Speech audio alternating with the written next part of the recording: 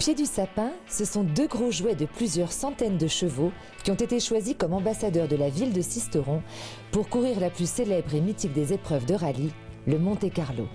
Pendant que la ville levée dans le soleil matinal s'étirait, certains s'évertuaient sur la pente glissante. Il fallait être bien chaussé pour ne pas risquer la sortie de route. Chaussés et ravitaillés, certains redoutant la panne sèche. Il manque un peu de rouge avec les merguez, mais sinon ça va. Le rouge, sûrement celui qui facilite l'exercice vocal. Les contreforts de la spéciale sisteronaise comptent leurs fidèles. Ça fait plus de 30 ans que je fais le rallye de Monte Carlo. Et toujours au même endroit, toujours ici quand il est dans la région. C'est la spéciale mythique des Sisteronais. On est supporté le jeune Ogier, qui doit venir du Chamsor. Allez papa, 36 secondes de retard, ça va se jouer. Allez go!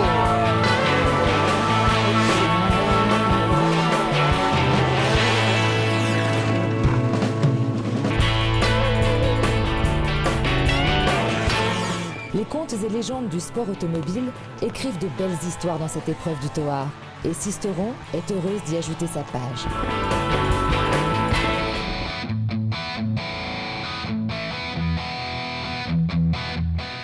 À Sisteron, on ne fait jamais rien à moitié. Il n'aura fallu pas moins de 3 parrains pour souligner l'importance qu'accorde la ville de Sisteron à ses sportifs, dirigeants et pratiquants. Ce sont donc tous les acteurs du sport associatif local qui sont montés sur les planches de l'Alcazar. Sur le tapis rouge de la reconnaissance, les prix ont été décernés au rythme effréné des bises claquées et des poignées de main franches et assurées. Avec une distribution de 4850 licenciés, Sisteron joue les premiers rôles sur la scène de l'engagement dans les valeurs de l'éducation sportive.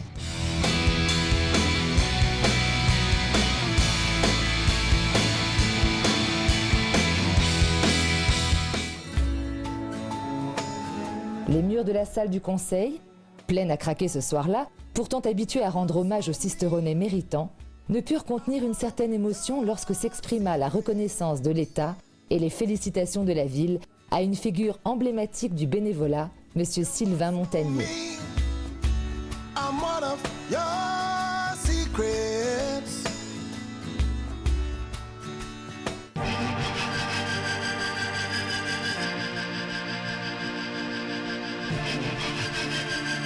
Dans le ciel du mois de mai, c'est une constellation d'étoiles internationales du vol à voile qui vint tenter de décrocher le titre suprême de champion du monde à l'aérodrome Sisteron-Vomeil.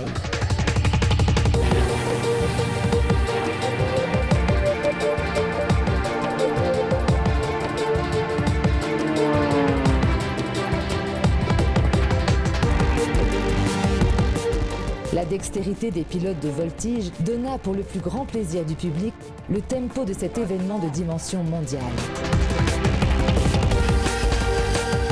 C'est près de 1800 km d'azur, de nuages, de vents portants ou contraires que le ciel des Alpes de Haute-Provence et des Hautes-Alpes a offert comme extraordinaire terrain de jeu.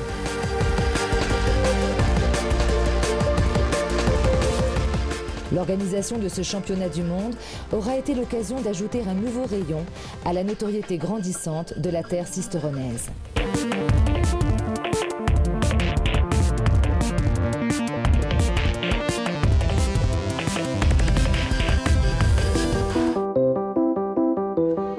À Sisteron, la tradition pastorale s'écrit et se laisse regarder par un public ravi, visiblement conquis par le spectacle de cette transhumance de 784 moutonneux.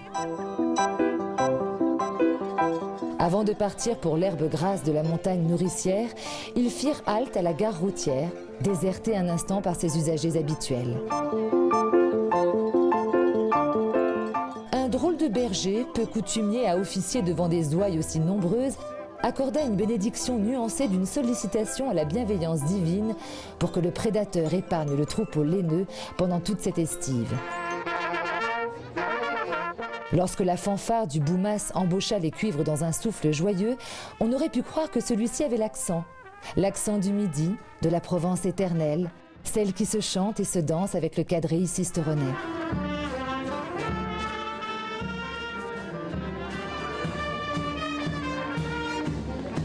Si la tradition joue des coudes pour colporter au fil du temps le patrimoine, l'histoire, le cortège n'eut aucun mal à se frayer un chemin dans les rues de Sisteron qui lui furent grandes ouvertes pour rejoindre le plan d'eau des mares.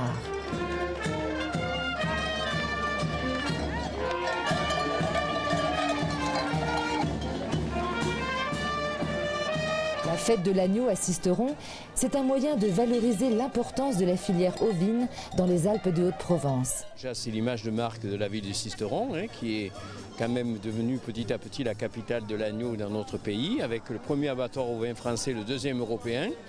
Donc je crois que c'est ça. C'est aussi la mise en valeur de l'élevage ovin, qui est le principal élevage dans notre département, qui malheureusement est en difficulté, puisque beaucoup d'éleveurs prennent la retraite et ne sont pas remplacés. Et puis le loup n'arrange rien. Beaucoup de jeunes qui voulaient s'installer ne le font plus à cause des attaques du loup. Voilà, alors pour moi ça représente beaucoup. Et on voit bien aussi par la foule qui se masse dans la ville depuis ce matin que les Français sont très attachés à leur tradition. Et l'élevage ovin, c'est une tradition avec la transhumance. Et la tradition, elle, est aussi gastronomique, savoureuse et conviviale. Chacun a pu, en participant à cette journée, mesurer l'importance de ce rendez-vous. Ça fait une publicité quand même, il y a pas. Pour Sisteron, pour les éleveurs, parce que sans éleveurs nous, on est vraiment dans une région où on élève les moutons. Les moutons, on les élève et on les tond, ce qui suscite un réel intérêt. On attend avec impatience le concours de tonte, on est venu spécialement pour ça en fait.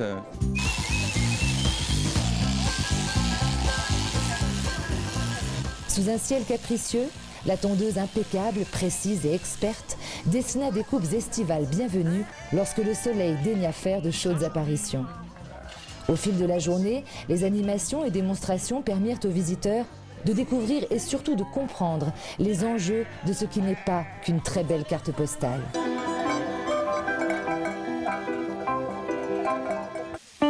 Lorsque les saucisses sortent dans la rue, c'est que la fête des voisins se prépare. La menace d'une météo pluvieuse écartée, le plaisir de se retrouver, de faire un peu mieux connaissance avec ceux que l'on croise d'un simple bonjour, ne fut pas feint. Chaque année, depuis 7 ans déjà, les Sisteronais participent toujours plus nombreux à ce moment de partage qui est en train de devenir une tradition très appréciée. Dans chaque quartier, on retrouve une âme qui échappe au temps, l'âme qui fait le regard. Les mots et les faits s'oublient, ce sont les impressions qui restent. Très bonnes impressions. Autant le climat que les voisins, les gens, l'ambiance, c'est formidable. Formidable de se retrouver entre amis, faire la fête, chanter, danser. Danser, je sais pas, parce que la température. Mais d'habitude, oui, il y en a qui viennent avec des instruments de musique. C'était bien même d'ailleurs, oui, ça faisait un peu chanter tout le monde. Mais dès qu'il y en a qui auront un peu bu, je pense qu'ils vont chanter quand même. Le cyclisme international aime à faire étape dans la ville de Sisteron. Après avoir accueilli 7 fois le Paris-Nice, une étape du Tour de France, c'est la 3e fois que le grand classique du Dauphiné libéré sert le gratin mondial du vélo à Sisteron. Au menu du jour, Sisteron-la-Mure, près de Grenoble. Comme à l'habitude, Sisteron mit les petits plats dans les grands. Place de la République, les cannibales de la route, prêts à avaler des centaines de kilomètres, ont trouvé un service parfait. La liste des 21 équipes invitées par le chef Christian Prudhomme, qui dégustèrent cette entame de journée sisteronnaise sous un soleil radieux, ne devait pas manquer d'estomac pour digérer le plat de résistance de cette grande confrontation de l'été du peloton cycliste. À Sisteron, quelle que soit la carte affichée, le cyclisme fait toujours recette.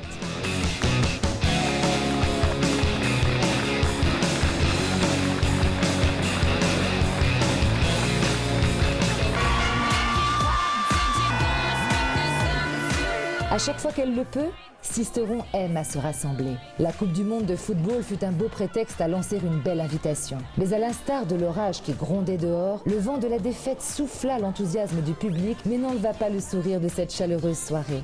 Au Parc Aventure, c'est à nouveau la vie en rose. Rose, c'est le nom du nouvel aventurier qui s'est lancé à corps perdu dans l'exploitation de cet endroit magnifique, en plein cœur de la ville. Sisteron, en devenant compagnon de cordée, montre là son attachement à soutenir des projets ambitieux. Au Au cloître Saint-Dominique, l'été, lui, semblait ne pas avoir reçu de carton d'invitation pour l'ouverture des 59e nuits de la citadelle. L'école française de violoncelle, elle, honora brillamment le sien malgré le souffle d'un Mistral glaçant de son excellence.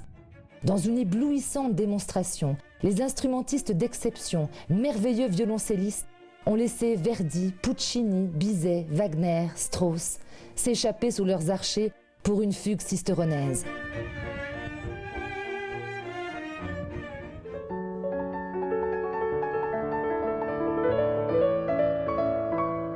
Comme à chaque été, la citadelle se laisse prendre d'assaut et se laisse envahir avec complaisance par des hordes paisibles de mélomanes.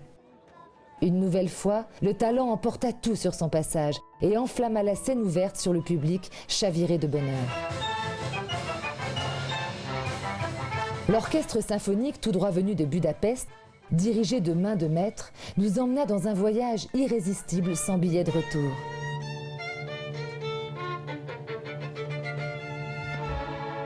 Et lorsque le violon bleu de Pavel Sporel revisita l'œuvre de Brahms, il ne fit aucun doute que les nuits de la citadelle seront, dans le concert des festivals estivaux, toujours au premier rang.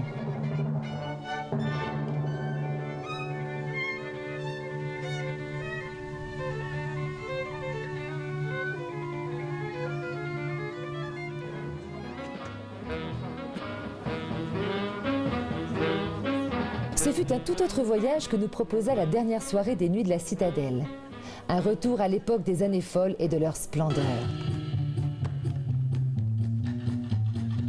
Le public découvrit sur un air de jazz et dans un tourbillon de danse la folle et tragique histoire du couple mythique que forma l'écrivain américain Scott Fitzgerald avec sa femme et sa muse Zelda. Sisteron, une nouvelle fois ce soir-là, fut au sommet de son art. Embrasse qui elle veut. Ben, qu'est-ce que vous croyez que je fais avec Scott ? Si l'été brilla toujours par son absence, les traditionnelles ruses en fête furent bien présentes, histoire de faire un pied de nez à cette météo si capricieuse. Pied de nez, nez de clown, batucada caliente, artistes de rue, tous ont tenté de faire monter la température.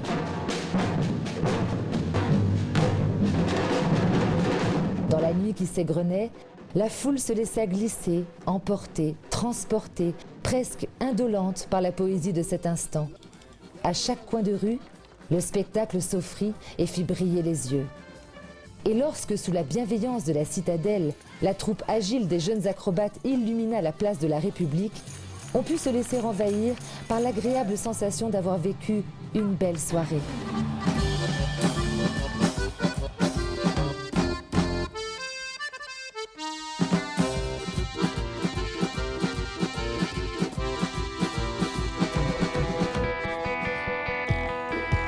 À Sisteron, flotte encore le souvenir de l'organisation du départ d'une étape du Tour de France en 2010. Cette année, pour relier Tallard à Nîmes, le peloton de la Grande Boucle ne fit que traverser à vive allure la cité.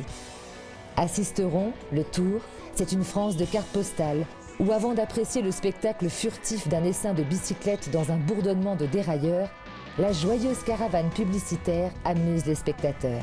Grand moment de fête. C'est un véritable défilé coloré musical pendant lequel chacun s'exerce avec adresse au rattrapage de casquettes et à la chasse à l'échantillon volant. De quoi faire patienter petits et grands.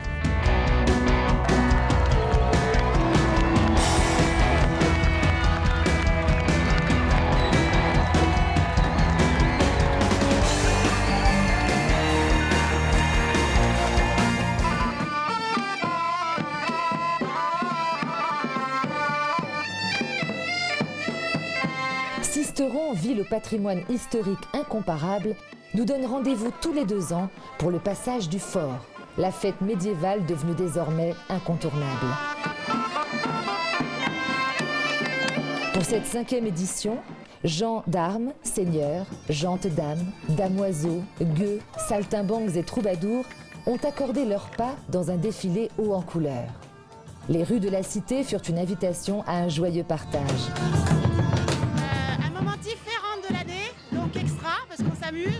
Ça fait du bien, un moment intemporel, mais dans le contemporain, moi je trouve ça génial. Ah ben en tant que commerçant, c'est convivial, ça nous rapproche des gens, on est bien, on s'amuse, tout va bien. Bravo Sisteron parce que c'est magnifique, c'est très très beau. Spectacular. Yeah. Les clés de la ville, détenues par monsieur le maire Daniel Spagnou, furent celles du succès de l'association Qui a dit hop. Un projet, ou plutôt une réalité, dont on peut tirer fierté. Pour le regard curieux des visiteurs, ce fut une belle façon de découvrir la ville. La citadelle fut ravie de voir à ses pieds l'agitation de cette remontée dans les couloirs du temps. Les habitants de ce village médiéval éphémère plantèrent le décor de cette fresque où l'histoire se raconta en tableaux qui resteront longtemps accrochés à la mémoire des spectateurs.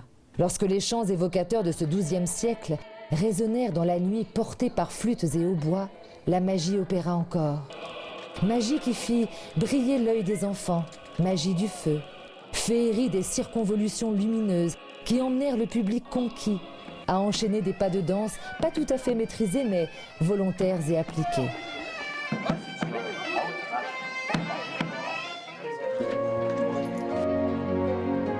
Après que les dernières notes se soient tues dans la nuit sisteronnaise, le village prit lieu et place sur les terrasses de la citadelle. L'occasion de festoyer ensemble, de partager un moment festif et convivial.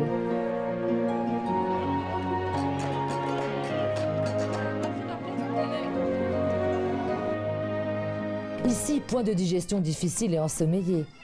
La cornemuse et les tambourins rappelèrent tout le monde à l'ordre pour une danse salutaire.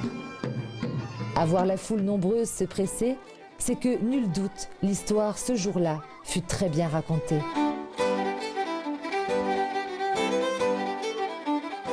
Au détour de chaque pierre, les sourires se sont accrochés.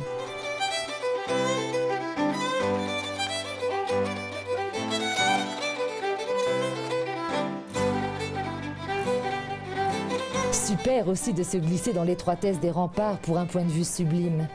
Enfants, parents, tous ont pu goûter ensemble et sans retenue le plaisir de cette belle journée.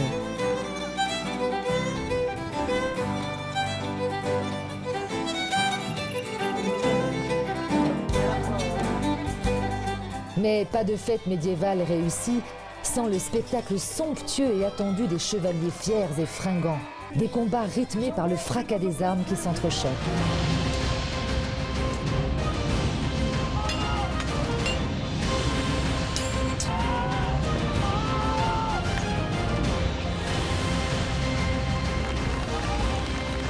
Lorsque dans une joute courtoise et poussiéreuse, les chevaliers s'affrontèrent à coups de lance portée, le public fut aux anges.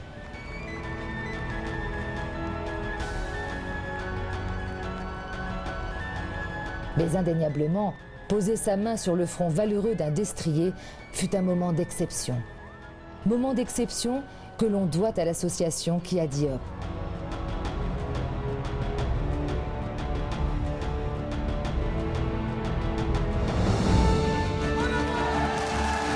Sisteron, résolument tourné vers l'avenir, n'en oublie pas néanmoins son devoir de mémoire.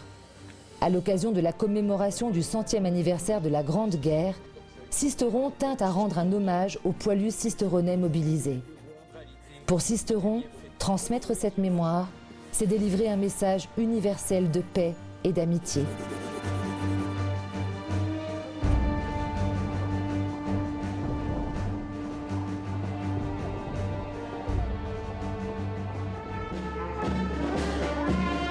Le quadrille sisteronnais et la fanfare du Boumas sont devenus les indispensables agitateurs de la vie locale sisteronnaise.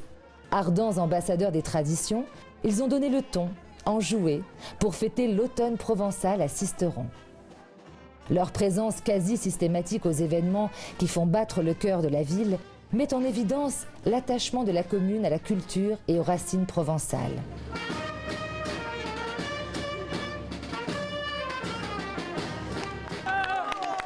Attachement qui se traduit en blanches lettres, sur des plaques franco-provençales au pignon des rues du centre historique.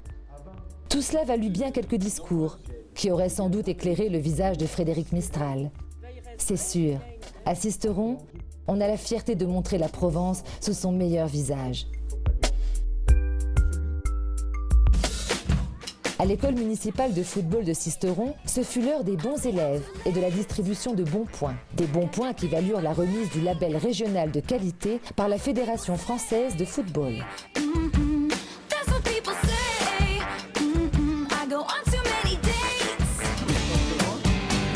Il vient d'avoir tout juste 90 ans. Après la cité phocéenne à Marseille, c'est le club le plus ancien de la région PACA. Le tennis club de Sisteron s'est vu remettre pour son cadeau d'anniversaire une superbe structure couverte qui permettra aux jeunes talents prometteurs de porter haut les couleurs de la ville.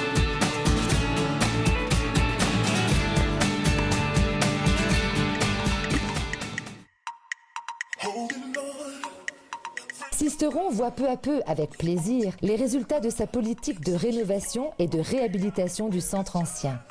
Si le chemin est encore long, l'horizon s'éclaircit. De quoi motiver les forces en présence. À Sisteron, les chantiers entrepris peuvent parfois réserver quelques surprises.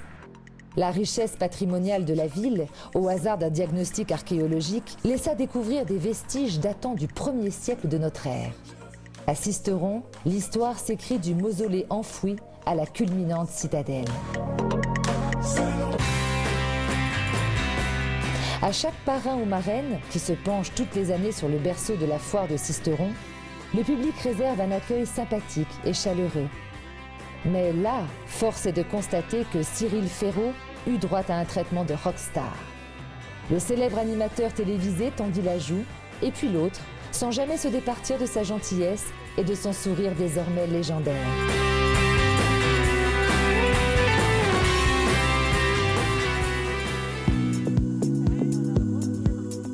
La ville de Sisteron a une ambition aux multiples visages. En organisant ce premier salon régional de l'artisanat d'art, Sisteron inscrit une nouvelle manifestation de prestige à son calendrier.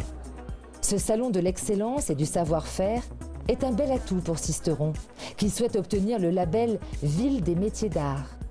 Cette nouvelle distinction ajouterait un nouvel éclat à la perle de Haute-Provence. Avoir l'élégance portée, en choisissant de promouvoir le talent et la créativité, Sisteron peut croire en sa bonne étoile.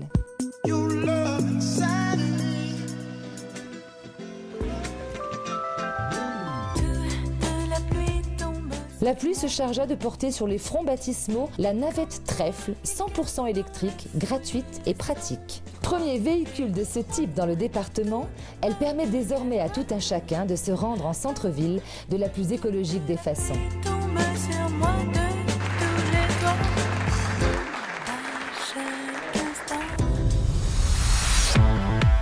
Jamais le plan d'eau des mares de Sisteron ne porta aussi bien son nom. C'est sur un parcours de 2700 mètres détrempé et boueux à souhait que l'élite du cyclocross, venue de tout l'Hexagone, s'est échinée sur des machines qui, par moments, avaient le poids d'un scooter pour cette manche de Coupe de France. Si l'épreuve féminine ne manqua pas de charme, elle laissa des ornières promettant l'enfer aux ténors, aux gros bras de la discipline. Ce ne sont pas seulement des gros bras qu'il fallut pour avaler les tours de circuit, mais aussi des jambes puissantes et solides pour enfoncer les pédales et se sortir de ces bourbiers sournois. On assista à une véritable démonstration d'agilité, de force, de souplesse. Garder sa trajectoire relevait du miracle. Et comme si la souffrance de ces champions ne suffisait pas, la dramaturgie du sport entra en scène pour voir le champion de France en titre, à pied, se faire coiffer sur le poteau. Une nouvelle fois, Sisteron, grâce aux bénévoles mobilisés par la Roue d'Or sisteronnaise, a su être à la hauteur de l'événement. Lorsque dans le gris mois de décembre, les rapaces de Gap jettent leur dévolu sur la patinoire de Sisteron, c'est que les derniers jours de l'année sont comptés. C'est le moment d'évaluer le chemin parcouru, de compter chaque pas franchi, chaque objectif atteint, grand ou petit. Sans complaisance mais avec fierté, on mesure l'accomplissement de la tâche effectuée, mais aussi le chemin qui reste à parcourir. Le chemin, au détour plein de dérobades et d'obstacles à éviter, demandera de l'énergie, de la motivation et de l'enthousiasme. Alors, gageons qu'en se rassemblant autour de la magie de Noël, l'atmosphère sucrée d'échange et de partage nous aura emmenés à croire en l'existence de nos forces, celles déployées qui permettent de se laisser guider par ses rêves, avec raison. Is it the look in your eyes, or is it this dancing juice? Who cares, baby? I think I